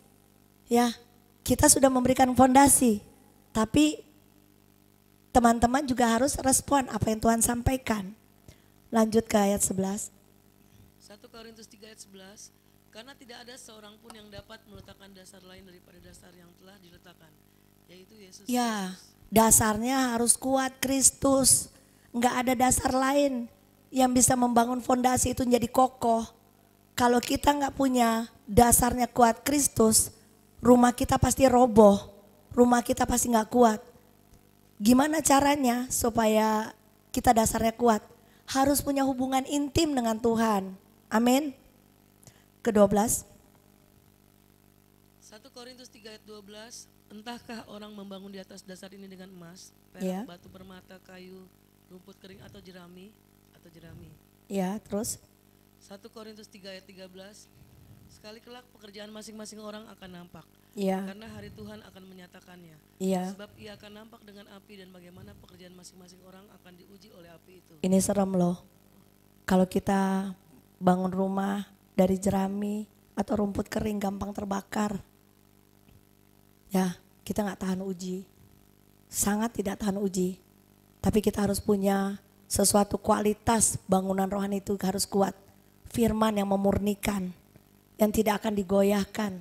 Rumah kita akan kokoh, kuat. Makanya mau dapat menjadi mempelai, berkorbanlah buat Tuhan, artinya bertobat. Terus lanjut 13. 1 Korintus 3 ayat 14, jika pekerjaan yang dibangun 14. seseorang tahan uji, ia akan mendapat upah. Nah, ini dia, jika pekerjaan yang dibangun seseorang tahan uji, ia akan mendapat upah. Nah, pertanyaan sekarang, masalah-masalah kecil aja kita udah gak tahan uji. Masalah baru datang sedikit aja udah nangis. Ya, kalau kita percaya Tuhan terlibat di dalam seluruh aspek kehidupan kita, pasti kita udah gak akan takut lagi. Bukan berarti kita kuat ya, tetap kita saling mendoakan. Tapi istilahnya gini loh, sekalipun kita juga ada air mata, kan Tuhan bilang ada waktunya semua. Ada yang menangis, ada yang menabur, ada yang macam-macam. Tapi intinya satu, kita bangkit lagi, nggak terus terpuruk di situ. Maksudnya itu. Jadi sekalipun kita ada air mata, Tapi ada kekuatan dari teman-teman berdoa itu buli-buli, yang dibilang buli-buli. Makanya saya suka bilang gini kan, kalau orang nitip doa, enak banget kalau orang yang nitip doa dianya tidur-tiduran, lu doain gue ya biar gue berhasil, dianya tidur-tiduran. Tapi orang lain berusaha, Tuhan tolong dia, terima kasih Tuhan biar dia ini. Terus kita doa, kenapa gak kejawab-jawab ya?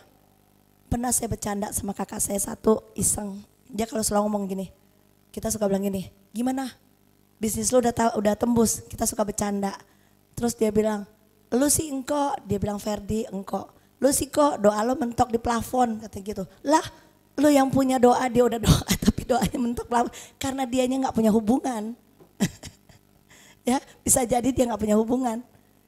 Harusnya kalau kita udah nitip doa, kita juga serius. Yang menitip juga doanya juga jangan jemu-jemu supaya doa kita kejawab. Kita ini ya teman-teman ini cuman bully menopang sampai dia kuat bisa melewati masa krisis rohani itu. Ya, itu pentingnya bully-bully. Kita mendorong orang untuk bisa melewati krisis rohani itu sampai dia jadi pemenang. Itu bully-bully. Makanya kita butuh bully-bully banyak di sini.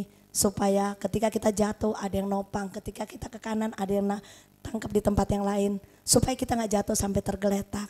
Itu janji Tuhan. Amin. Oke, pada hari kedatangan Tuhan dia akan menguji kualitas pekerjaan setiap orang, cara membangun apakah dasarnya benar. Jika seorang meletakkan dasarnya benar pasti akan tahan uji. Merekalah yang berhak menerima mahkota. Inilah orang-orang yang disebut sempurna. Amin. Kesempurnaan seseorang berkaitan upah mahkota. Nah, sekarang saya mau bahas mengenai mahkota nih. Ya. Tadi siapa yang tadi pada mau dapat mahkota? Enggak semua loh, berarti ada yang enggak mau selamat ya?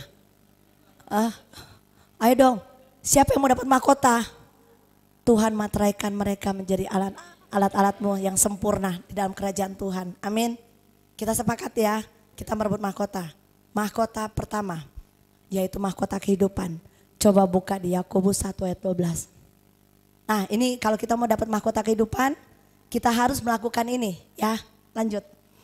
Yakobus 1 ayat 12, berbahagialah orang yang bertahan dalam pencobaan. Bertahan dalam pencobaan. Sebab apabila ia sudah tahan uji, ia akan menerima mahkota kehidupan yang dijanjikan Allah kepada barang siapa yang mengasihi dia. Nah, udah tahan belum uji dalam pencobaan? Siapa yang mau dapat mahkota kehidupan? Harus lewat proses ini ya, harus bisa menang ya. Berbahagialah orang yang bertahan dalam pencobaan, sebab apabila ia sudah tahan uji, ia akan menerima mahkota kehidupan yang dijanjikan Allah kepada barang siapa yang mengasihi dia. Tidak semua orang mendapatkan mahkota kehidupan ya, butuh ketaatan dan pengorbanan. Jadi kalau mau dapat mahkota kehidupan, butuh ketaatan. Coba lihat di Wahyu 2 ayat 10.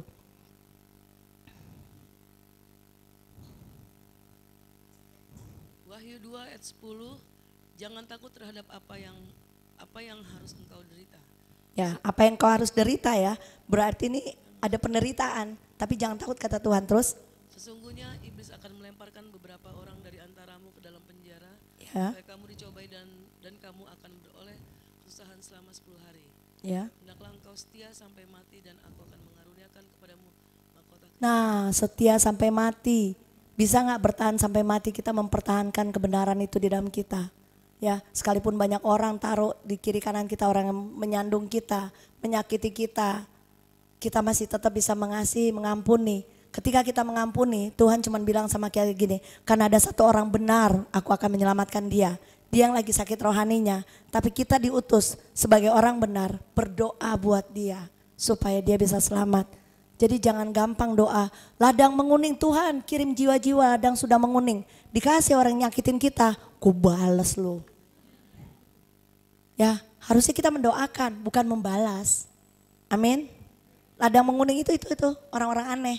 Ini kan sampai kematian kita harus bertahan. Artinya siapapun ditaruh di samping kita harus kelola.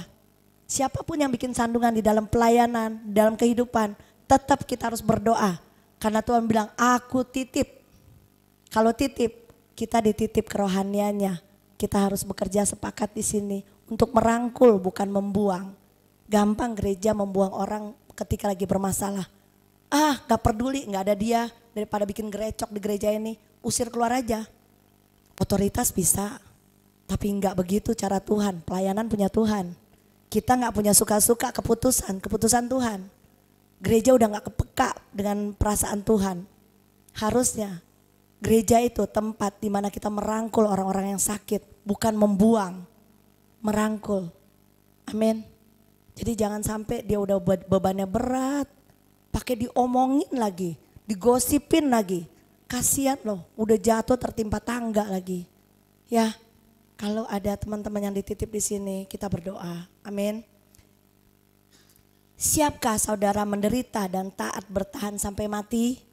Ini mau dapat mahkota kehidupan loh. Siap? Ih, cuman dikit yang mau mati. Sampai mati loh.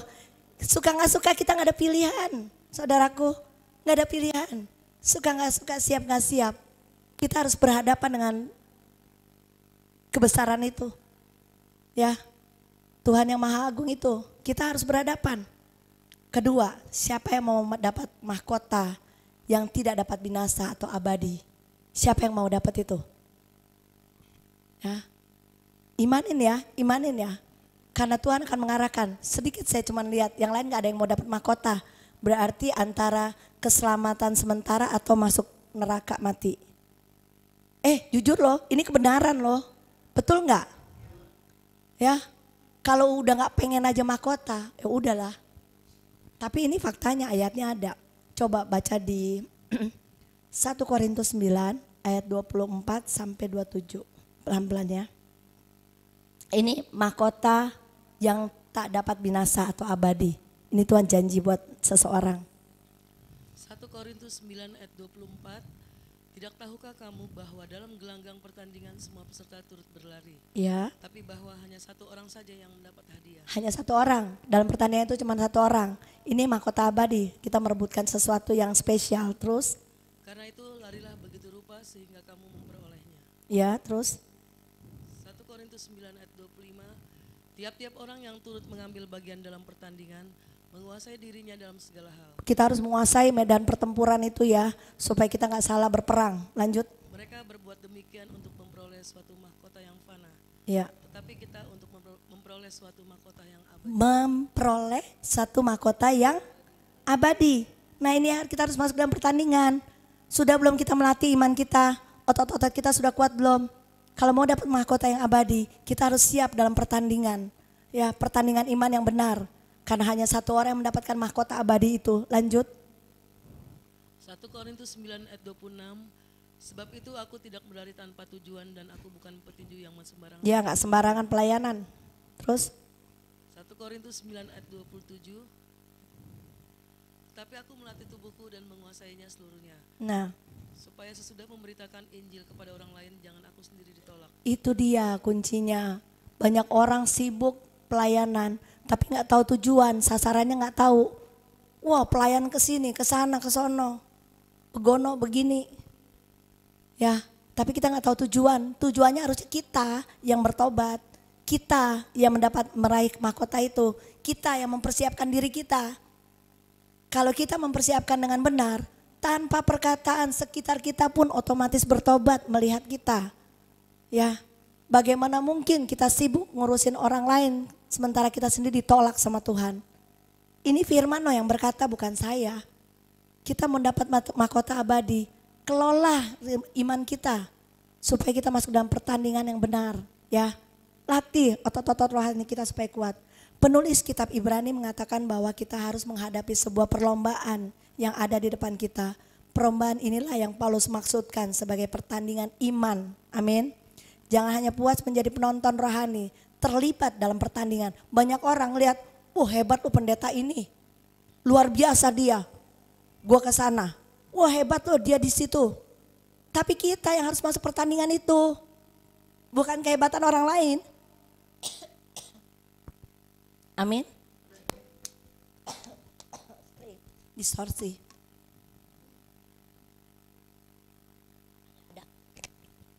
Jadi kita yang harus bertanding. Terima kasih. Ya, jangan kita jadi penonton melihat perubahan orang lain. Tapi kita yang harus ikut bertanding di dalam pertandingan itu. Banyak orang cuma menonton kehebatan satu hamba Tuhan dipakai luar biasa. kehebatan dia dalam dipakai Tuhan. Tapi kita lah yang harus masuk pertandingan supaya nama Tuhan dipermuliakan melalui hidup kita. Amin. Oke. Untuk mendapat mahkota abadi, jangan cemari pakaianmu dengan kehidupan orang dunia. Amin. Jadi kalau mau dapat mahkota abadi, jangan cemari. Bisa tolong ada hadirat Tuhan. Sorry, bukannya ini. Oke, sekarang yang ketiga, mahkota sukacita atau kemegahan. Siapa yang mau dapat ini? Coba kita baca di syaratnya di 1 Tesalonika 2 ayat 19 sampai 20. Mahkota sukacita dan kemegahan atau kemegahan. Ya, dibaca. 1 Tesalonika 2 ayat 19. Sebab siapakah pengharapan kami atau sukacita kami atau mahkota kemegahan kami di hadapan Yesus? Ya, mahkota kemegahan kami di hadapan Yesus. Terus? Tuhan kita pada waktu kedatangannya kalau bukan kamu. Terus? 1 Tesalonika 2 ayat 20. Sungguh kamulah kemuliaan kami dan sukacita kami. Ya, betul enggak? Kita menempatkan sungguh Tuhan ada kemuliaan kami dan sukacita kami. Betul enggak kita sudah menempatkan Tuhan di situ? Mahkota ini dianugerahkan kepada orang-orang percaya membawa jiwa-jiwa bagi Kristus. Tidak ada satu sukacita yang lebih besar saat melihat orang lain bisa percaya kepada Yesus. Kita bisa mulai hal ini dengan menjadi saksi-saksi lewat perubahan hidup kita. Ya, ini yang disebut mahkota sukacita. Kita memberi sukacita bagi Tuhan dengan cara kita membawa jiwa-jiwa. Kita menginjil, kita melayani. Kita melakukan perbuatan-perbuatan Tuhan supaya banyak jiwa yang bisa diselamatkan. Mahkota yang keempat, mahkota kebenaran. Ada, coba kita baca di 2 Timotius 4 ayat 5 sampai 8. Ya, pelan-pelan dibaca ya. Bu Maya bisa deketan, ya. 2 Timotius 4 ayat 5. Tetapi kuasailah dirimu dalam segala hal. Kita harus ada penguasaan diri. Lanjut. Sabarlah menderita. Sabar menderita. Lakukanlah pekerjaan pemberita Injil. Kita harus menginjil. Dan tunaikanlah tugas pelayananmu. Tunailah tugas pelayananmu dengan benar. Jangan asal-asalan. Terus mengenai diriku. Lanjut. 2 Timotius 4 ayat 6. Mengenai diriku, darahku sudah mulai dicurahkan sebagai persembahan dan saat kematianku sudah dekat. Lihat ya. Bahasa ini sepertinya kayak sampai sudah mencurahkan darah. Terus lanjut. 2 Timotius 4 ayat 7. Aku telah mengakhiri pertandingan yang baik. Aku Ya. telah mencapai garis akhir dan aku telah memelihara iman. Ya, kita harus memelihara iman untuk mendapat mahkota kebenaran. Terus lanjut. 2 Timotius 4 ayat 8. Sekarang telah tersedia bagiku mahkota kebenaran. Ya, mahkota kebenaran. Lihat ya, ini jelas penekanannya. Orang yang memelihara iman, dia dapat mahkota kebenaran. Terus lanjut. Yang akan dikaruniakan kepadaku oleh Tuhan. Tuhan mengaruniakan itu kepada kita, mahkota kebenaran. Terus lanjut. Hakim yang adil pada harinya, tapi bukan hanya kepadaku, melainkan juga kepada semua orang yang merindukan kedatangannya. Nah, apakah kita rindu kedatangannya? Sudahkah kita melakukan itu? Apakah sudah ada syarat dari mahkota-mahkota? Ini baru 4 mahkota, loh ada 7. Ya, dari 4 mahkota ini sudah adakah kita melakukan bagian-bagian untuk mendapatkan mahkota itu? Takarannya di sini. Berita kedatangannya akan mengubah susunan prioritas kita dalam banyak hal, termasuk menggunakan waktu, tenaga, dan uang kita. Ya, yang disebut ini yang disebut pengorbanan kita dalam melakukan tugas panggilan kita sebagai penginjil-penginjil Tuhan. Jadi prioritas, kita harus merubah prioritas kita semua demi untuk keagungan Tuhan, demi untuk kebesaran Tuhan. Prioritasnya dirubah. Ya. Mahkota kelima, mahkota kemuliaan. Coba kita lihat di 1 Petrus 5 ayat 2 sampai 4. Ini kita takar semua ya, udah dapat belum? Kan kita bilang kita mau dapat mahkota. Dari semua ini udah ada masuk belum kategori kita? Coba lihat di mahkota yang kelima, mahkota kemuliaan. 1 Petrus 5 ayat 2 sampai 4. 1 Petrus 5 ayat 2. Gembalakanlah kawanan domba Allah yang ada padamu. Nah, sudah mengembalakan belum? Domba-domba yang ada padamu, orang-orang di sekitar kita, pelayanan kita sudah menjadi berkat belum bagi orang lain? Ya, terus? Jangan dengan paksa tetapi dengan sukarela, sesuai Ya. dengan kehendak Allah. Sesuai dengan kehendak Allah, terus? Dan jangan karena mau mencari keuntungan tapi dengan pengabdian diri. Jangan cari keuntungan, tapi pengabdian. Ya, banyak orang pelayanan cari keuntungan. bawa nama Tuhan untuk kepentingan pribadi itu namanya cabul rohani. Oke, terus 1 Petrus 5 ayat 3, janganlah kamu berbuat seolah-olah kamu mau memerintah atas mereka yang ya, dipercaya. jangan kita menguasai apalagi gembala atau penginjil-penginjil. Kita merasa kita punya posisi, habis itu kita, lu gini, gue posisinya di sini, lu harus ikutin gue, gak bisa. Ikutin aturan Tuhan, bukan gue. Pak Ferdi sebagai gembala, tetap ada gembala yang agung di atas kita semua. Kita harus ikutin patronnya Tuhan, caranya Tuhan. Ya, kita cuman bergerak mengikuti caranya Tuhan, walaupun Pak Ferdi ditaruh di sini sebagai gembala. Tapi di atas kita ada gembala yang agung yang harus kita taati. Apalagi di bawah masing-masing yang dapat tugas, kita juga harus taat kepada satu pimpinan yang Tuhan kasih dalam pengembalaan. Jadi kita gak semena-mena, gue yang jadi bos, lu layanin gue. Gak bisa, oke? Ya, terus. Yang dipercayakan kepadamu. Ya. Tapi hendaklah kamu menjadi teladan bagi kawanan domba itu. Iya, jadi harus jadi teladan. Bagi kawanan domba itu. Itu udah itu ayat keempat terus ya. 1 Petrus 5 ayat 4, maka kamu apabila gembala agung datang, kamu akan menerima mahkota kemuliaan yang tidak dapat layu. Ya, mahkota kemuliaan yang tidak layu. Itu tadi saya bilang ya, mahkota kemuliaan. Kira-kira kategorinya sudah ada belum di kita? Tadi yang mau dapat mahkota ya, ini syarat-syaratnya. Hal ini berlaku bagi gembala-gembala terlepas dari suatu organisasi gereja. Ini juga berlaku bagi kita semua yang sedang memberitakan kebenaran baik itu, memberitakan kebenaran yang baik ya. Sebagai seorang mentoring atau pemuritan dan lain-lain. Kita harus jadi teladan. Jangan sampai kita mementorin orang tapi kita sendiri cacat. Kita sendiri juga tidak berkenan di hadapan Tuhan. Ingat, mentorin orang harus mulai dari kita. Kalau kita mementorin orang, orang bisa merasakan perubahan itu. Karena ada Kristus di dalam kita, amin. Mahkota yang keenam, mahkota bagi pemenang. Oke, coba buka di Wahyu 3 ayat 11. Ini mahkota bagi pemenang ya. Wahyu 3 ayat 11, aku datang segera, peganglah apa yang ada padamu. Pegang apa yang ada padamu. Supaya tidak seorang pun mengambil mahkotamu. Ya. Terus, barang siapa? 12. Wahyu 3 ayat 12, barang siapa menang, ia akan kujadikan soko guru di dalam bait suci. Soko guru jadi pengajar ya. Di dalam kerajaan surga kita luar biasa loh. Dikasih tempat ini. Di dalam bait suci Allahku. Iya, di bait suci Allah. Jadi soko guru loh. Ini mahkota bagi pemenang. Ya, bagi seorang pemenang dijanjikan sebuah mahkota. Banyak orang seperti Esau yang telah diberikan hak kesulungan hanya ditukar dengan sesuatu yang fana. Dia kehilangan mahkota yang dijanjikan Tuhan. Banyak orang dipercayakan dalam pelayanan karena gak sesuai dengan perasaan dia. Udah gue tinggalin aja. Gak penting pelayanan, bodo amat. Itu mahkota-mahkota yang Tuhan mau siapin tapi kita buang. Ketika Esau nanya lagi sama bapaknya, dia udah gak dapat tempat lagi. Kenapa? Sudah diambil sama Yakub. Yakub mengambil sesuatu yang berharga. Tapi banyak orang menukar mahkota itu dengan kepentingan pribadi, jual Tuhannya, buang imannya, tidak mengasihi Tuhan. Ya, banyak sekali orang-orang sekarang demi duit gue tinggalin Tuhan, demi duit gue kerja jor-joran buat daging gue, enggak untuk Tuhan. Ini terus kita mengubah mahkota bagi pemenang. Jauh sekali standarnya, saudaraku. Ya, jadi kalau kita mau dapat mahkota kemenangan, apa yang Tuhan sudah berikan di tangan kita jangan dilepas. Setia terus sampai tutup mata. Kita dapat mahkota kemenangan. Terakhir, mahkota kesetiaan. Mazmur 89 ayat 20. Ini berbicara buat orang-orang yang punya roh martir seperti murid Yesus. Lanjut.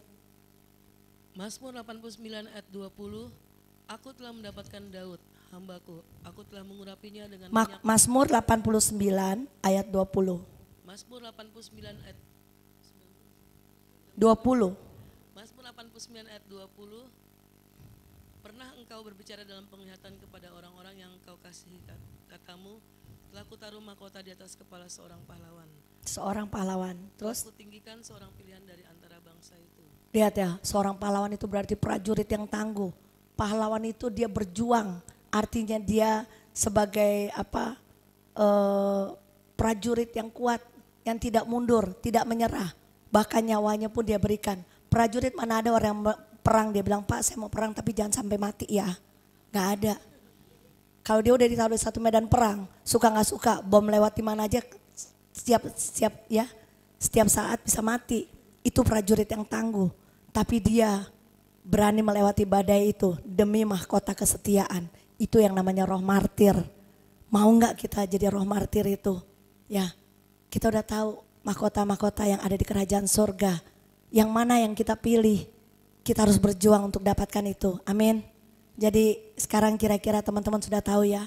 Kalau kita bilang bukan cuma sekedar mahkota kehidupan. Tapi ada banyak pilihan mahkota yang kita bisa terima dari Tuhan. Tapi pertanyaannya, seberapa besar Tuhan kita izinkan bekerja di dalam hidup kita untuk merubah kita. Bahkan kita bisa memperoleh mahkota-mahkota itu. Pertanyaan saya, kita sudah menerima akses keselamatan melalui lahir baru dan berjuang untuk masuk yang baru di dalam kerajaan sorga. Bahkan kita mencapai kesempurnaan. Seberapa besar upaya yang kita hendak persembahkan pada Tuhan? Ini pesan saya yang terakhir. Jadi saudaraku, sebelum saya tutup, saya minta ketika Tuhan tadi menawarkan kita mahkota itu di saat nubuatan sebelum kita masuk dalam khotbah. Mau enggak kita terima mahkota itu? Dia sangat ingin memberikan kita mahkota itu. Perjuangkan sesuai dengan mahkota-mahkota yang Tuhan kasih nama. Ya, kita perjuangkan mahkota itu supaya kita meraih mahkota itu. Amin. Oke, kita tundukkan kepala. Tuhan Yesus, terima kasih Tuhan. Bagian hamba telah menyampaikan apa yang menjadi isi hati-Mu Tuhan. Engkau terus bekerja atas jemaat ini Tuhan. Jadikan mereka jemaat-jemaat yang tangguh, yang peduli akan sesama. Memberi kekuatan satu dengan yang lain. Memberi pengharapan bagi yang lemah. Memberi kekuatan juga bagi orang yang membutuhkannya Tuhan. Tuhan Yesus, jadikan Engkau yang utama dalam hidup kami Tuhan. Ajar kami melihat semua apa yang telah Engkau genapi dalam hidup kami.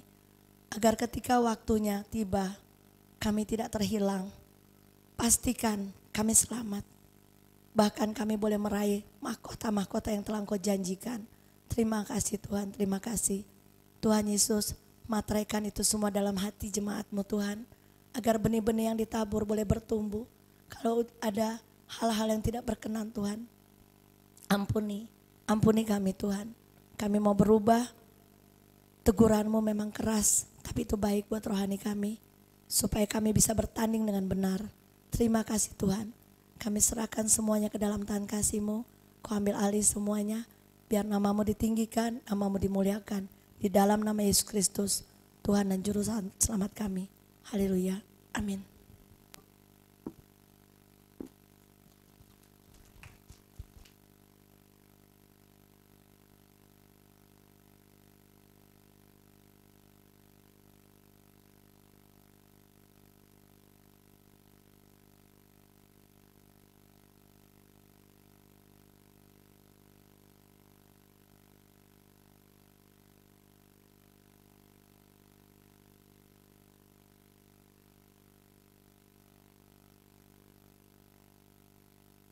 Sorry,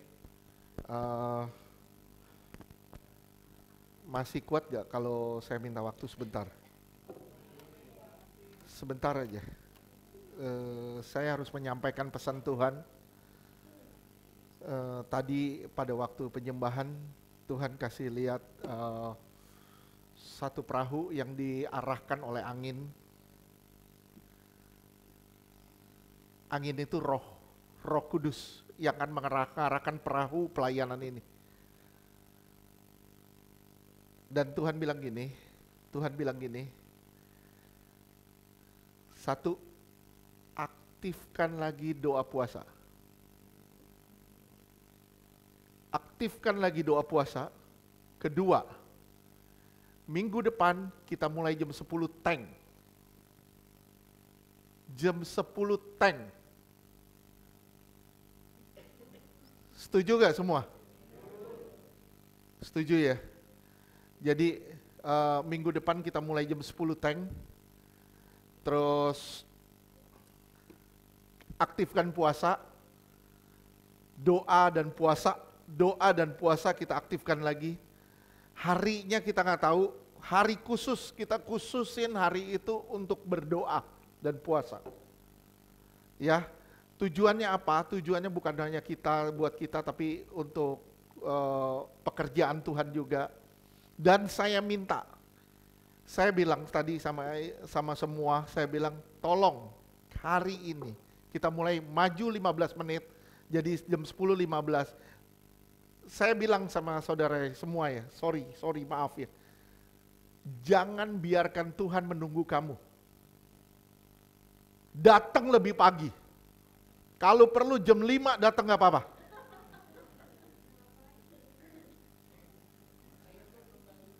Ya, saya lihat satu ya, kemarin saya ada buka-buka catatan khotbah saya kaget loh, ini dalam waktu dekat ini akan digenapi. Ini khotbah saya 2015,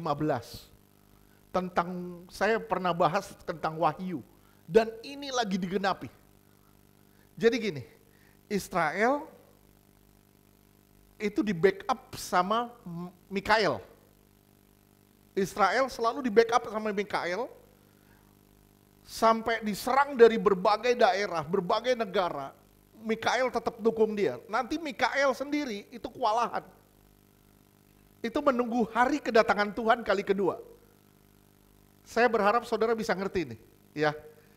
Mikael yang dimaksud di sini itu Amerika. Dan Amerika itu sedang di ambang kehancuran sekarang. Saudara bisa lihat pidatonya Justin, Perdana Menteri Kanada. Saudara bisa lihat pidato-pidato pejabat-pejabat negara termasuk Emmanuel Macron dari Perancis. Semua mengecam Trump. Saya cuma bilang, kalau mereka melakukan perang, ini akan terjadi bukan hanya perang darat. Ini bisa terjadi, ini dimulai dari perang dagang. Dan itu sudah terjadi di China. China bilang gini, lu naikin pajak impornya jadi 20%, dari 10% jadi 20%.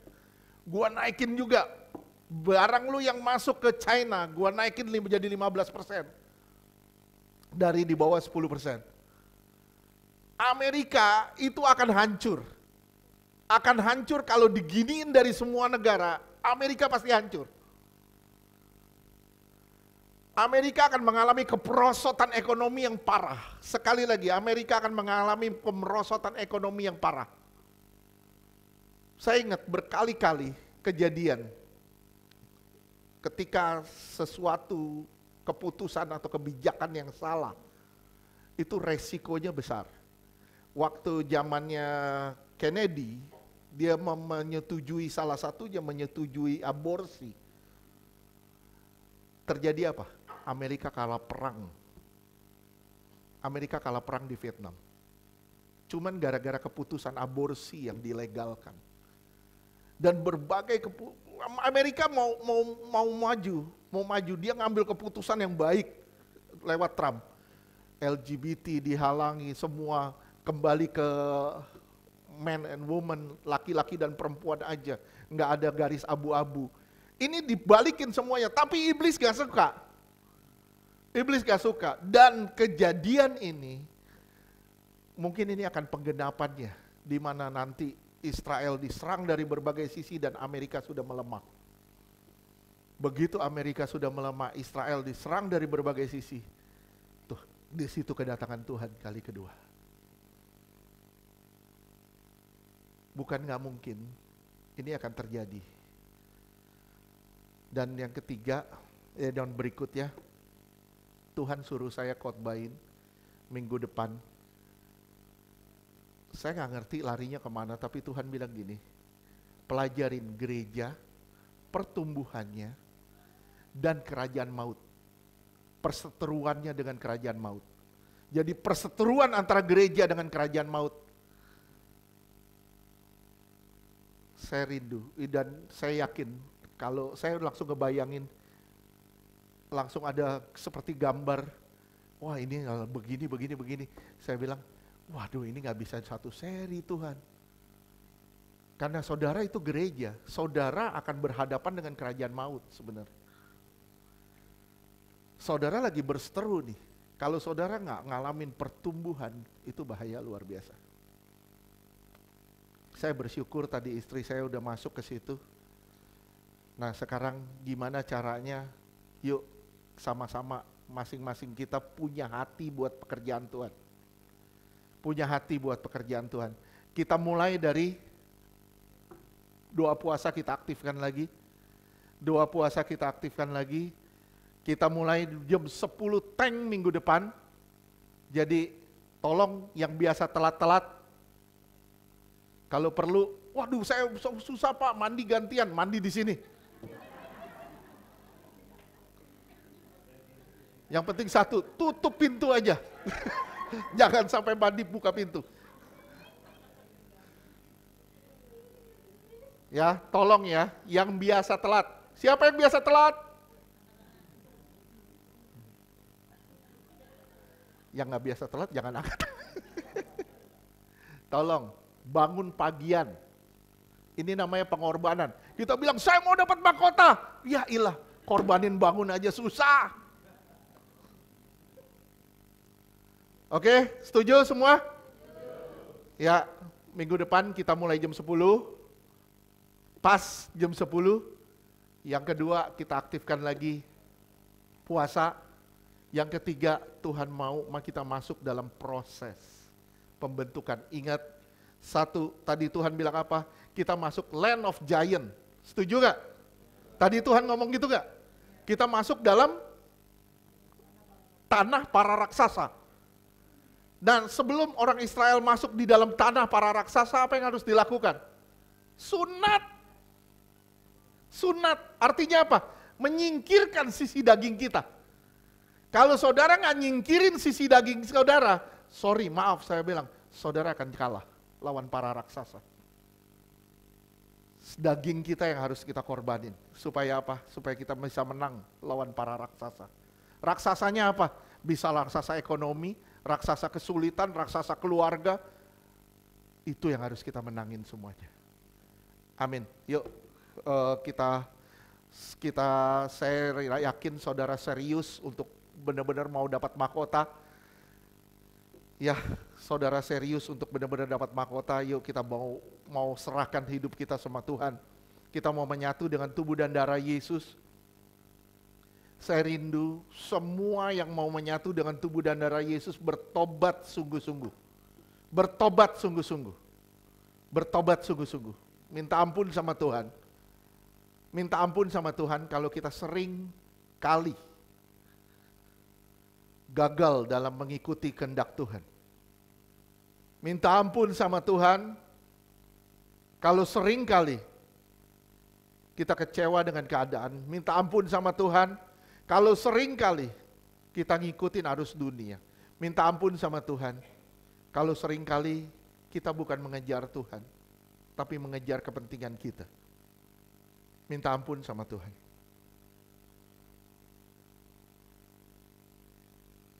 Bilang, Tuhan Yesus, ampuni aku. Banyak kegagalan yang telah aku lakukan, tapi aku percaya. Aku berhadapan dengan Allah yang penuh dengan kasih karunia. Firman-Mu yang berkata, ketika engkau bertobat, maka aku setia dan adil. Aku percaya, aku dipulihkan, aku diampuni. Di dalam nama Yesus, saat ini Tuhan, aku mendengar firman-Mu. Aku berbalik kembali ke jalan-Mu, mengikuti arahan-Mu dan tuntunan-Mu. Terima kasih Bapa. Dalam nama Yesus kami berdoa. Haleluya. Amin.